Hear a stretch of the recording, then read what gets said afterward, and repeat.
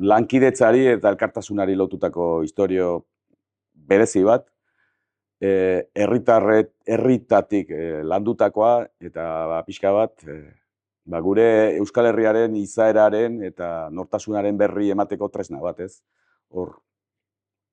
Horretan jardu nahi duenak, herri guztietan daude halako eragileak, Euskal Herrian txoko guztietan daude elkartasun erakundeak, eta baita ere instituzioak. Eta, bueno, bide batez aprobetxatu, instituzioetan eta udaletan eta aldarrikapen hau egin dezaten, beste herrien aldekiko gure arazoa ditugu eta hortarako ditugu gure zergak, baina baita ere elkartasun zubi horiek beharrezkoa dira, herri bezala aurrera egin nahi badugu, ez? Eta alde hortatik, Enekok eskaini didan aukera hau benetan eskartzen dut, adierazteko zer sentitzen dugun, zer pentsatzen dugun, eta ze xedekin egiten dugun gure egunerokoa, ez? Eta halako parada egitea, zoragarria iruditzen zait, eta, bueno, horixa noski, Euskal Fondoaren ardatzetako bada. Bakit bere txikitasunean batzutan lotxa sentitu izan dutela, baina ez da lotxa. Guztiz, harro egoteko